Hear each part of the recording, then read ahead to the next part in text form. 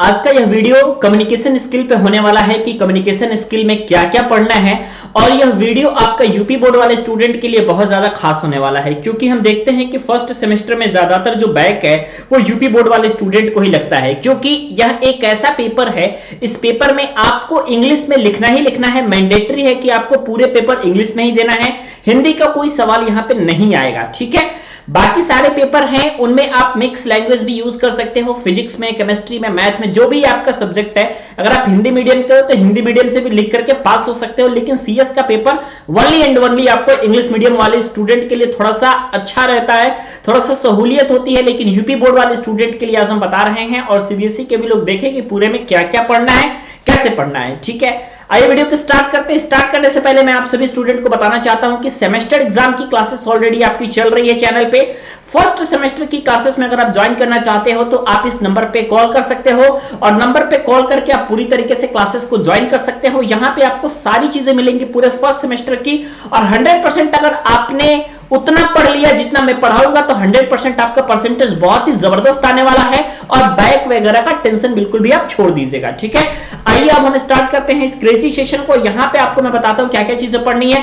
Content यहां पे मैंने लिखा हुआ है, और कंटेंट में देखिए सबसे पहले एक बात को समझिए कि 4 यूनिट से क्वेश्चन पूछे जाते हैं। पेपर की बात करें तो आपका जो पेपर होता है, ये पेपर आपका टोटल आपका 50 मार्क्स का पेपर होता है। ठीक है, 50 मार्क्स के इस पेपर में आपके 4 यूनिट से क्वेश्चन पूछे जाते हैं। यूनिट फर्स्ट जो होता है आपका, ये होता है आपका बेसिक ऑफ कम्युनिकेशन। ठीक है, आइए यूनिट फर्स्ट का हम नाम लिख लेते हैं। यूनिट फर्स्ट का नाम है आपका बेसिक ऑफ कम्युनिकेशन, यानी कम्युनिकेशन का जितना थ्योरेटिकल पोर्शन है इसे यूनिट 1 से पूछा जाता है, और इस यूनिट में आपके टोटल 4 क्वेश्चन होते हैं। इस यूनिट में आपके टोटल 4 चैप्टर हैं। चैप्टर नंबर 1 है आपका definition and process of communication का, जिसमें आपको कम्युनिकेशन के सारे डेफिनेशन और उसके प्रोसेस के बारे में बताए जाएंगे। अगला जो आपका चैप्टर है यह है आपका टाइप्स ऑफ कम्युनिकेशन का, यानी कम्युनिकेशन के कौन कौन से प्रकार होते हैं। फॉर्मल कम्युनिकेशन किसे कहते हैं, इनफॉर्मल कम्युनिकेशन किसे कहते हैं, ओरल रिटन कम्युनिकेशन से क्या आप समझते हैं, डिफरेंट टाइप ऑफ कम्युनिकेशन के जो बीच में अंतर होता है वो भी चीज आपसे इसमें पूछी जाती है। कम्युनिकेशन अगर आप एस्टेब्लिश करते हैं, एक आदमी दूसरे आदमी से बात करता है तो वो आपका कम्युनिकेशन हो गया।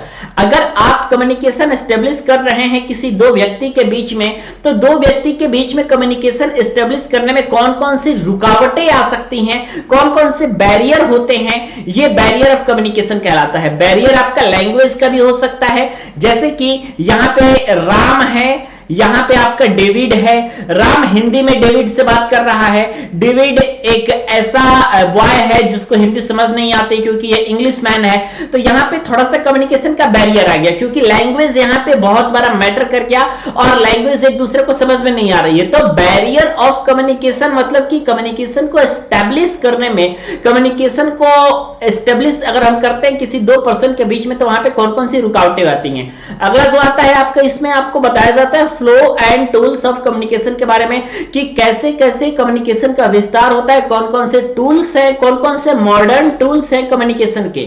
यानी अगर हम एक व्यक्ति से दूसरे व्यक्ति में बात करना चाहते हैं, या फिर हम एक पूरे ग्रुप को संबोधित करना चाहते हैं, तो उसके लिए हमारे पास जो मॉडर्न टूल्स ऑफ कम्युनिकेशन है वो कौन कौन से हैं।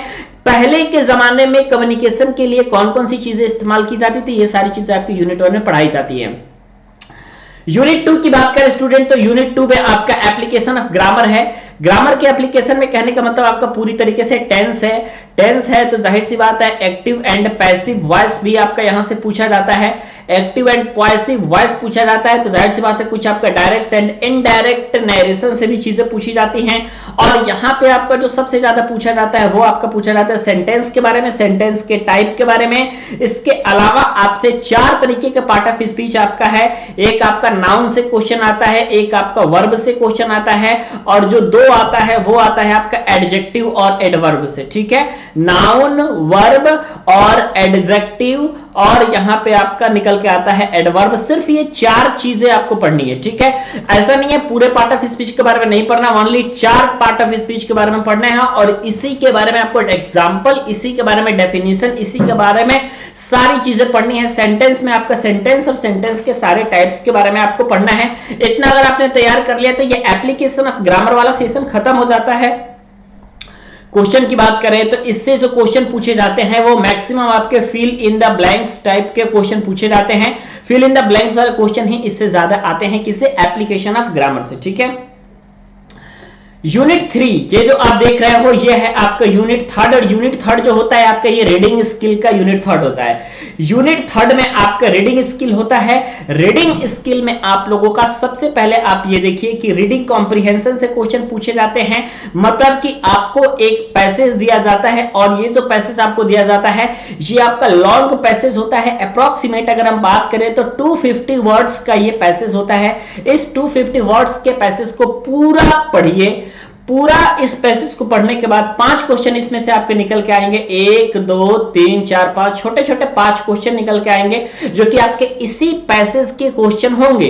तो जब आपके इसी पैसेज के क्वेश्चन होंगे और यहीं से आपके पूछे जाएंगे तो पूरे पैसेज को अगर अच्छे तरीके से आपने एनालिसिस कर लिया, कुछ ग्रामर के क्वेश्चन 1 2 उसी से आ सकता है। एंटोनिम्स और सिनोनिम्स भी जो पूछा जाता है ये भी आपका उसी से पूछा जाता है। उसी पैसेज के ही वर्ड को उठा करके आपका पूछा जाएगा कि इसका सिनोनिम्स बताइए या फिर इसका एंटोनिम्स बताइए। ठीक है, प्रीफिक्स एंड सफिक्स कहां यूज होता है ये आपका पूछा जाता है।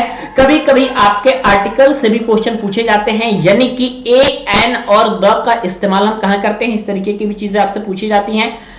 नेक्स्ट जो आता है और ये आपका सबसे अंतिम वाला यूनिट होता है, यहां पे आपका आता है राइटिंग स्किल। राइटिंग स्किल में जो सबसे इंपॉर्टेंट बात है वो है सबसे ज्यादा पूछा जाने वाला एक है आपका नोटिस राइटिंग। नोटिस एक आपका नोटिस हमेशा पूछा जाएगा। किसी भी टॉपिक पे नोटिस होता है, नोटिस हर बार वेरी करती रहती है, टॉपिक आपका बदलता रहता है, लेकिन जो आपका पैटर्न है नोटिस को लिखने का वो पैटर्न अगर आपको क्लियरली मालूम है तो आप नोटिस के पैटर्न को स्टडी करके और अच्छे तरीके से नोटिस लिखना सीख सकते हैं। उसके बाद आपका जो आता है वो आता है आपका पिक्चर कॉम्पोजिशन। पिक्चर कॉम्पोजिशन में आपको दी रहती है, यहां पे ध्यान से देखिएगा, आपको दी रहती है यहां पे ब्लैक एंड व्हाइट पिक्चर। ठीक है, पिक्चर कंपोजिशन में आपको दी रहती है ब्लैक एंड व्हाइट पिक्चर, और आपके पास वर्ड्स की लिमिटेशन होती है कि कैसे आप वर्ड्स को लिखेंगे। 200 वर्ड में या 250 वर्ड में आपको पूरी स्टडी करनी पड़ती है, पूरे तरीके से उस चीज को लिखना पड़ता है। उसके बाद जो आता है आपका आता है पैराग्राफ राइटिंग। आपको कोई टॉपिक दे दिया जाता है, उस टॉपिक पे आपको आता है पैराग्राफ लिखने के लिए, और इस तरीके से आपका यूनिट 4 मिलाकर के आपका टोटल आता है स्टूडेंट 50 मार्क्स का पेपर। और ये एक ऐसा सब्जेक्ट है जहां पे सभी को वो चीज पढ़नी है, ये नेसेसरी है कि आपको कम्युनिकेशन स्किल का पेपर देना ही देना है। तो अगर आप अपने फिर सेमेस्टर एग्जाम की जबरदस्त तैयारी करना चाहते हैं तो आप इस नंबर पे कॉल कर सकते हैं, और नंबर पे कॉल करके पूरी तरीके से कोर्सेज को ज्वाइन कर सकते हैं, जहां पे आपके पूरे सेमेस्टर की आपकी तैयारी होगी। क्लासेस की टाइमिंग, आपकी सारी क्लासेस शाम को ही चलती है 7 बजे से, इसलिए कोई दिक्कत की बात नहीं है। आप क्लासेस को ज्वाइन कर सकते हैं, वीडियो को लाइक कर सकते हैं, चैनल को सब्सक्राइब कर लीजिएगा और टेलीग्राम को ज्वाइन कर लीजिएगा, जिसका लिंक मैंने डिस्क्रिप्शन सेक्शन में दे रखा है।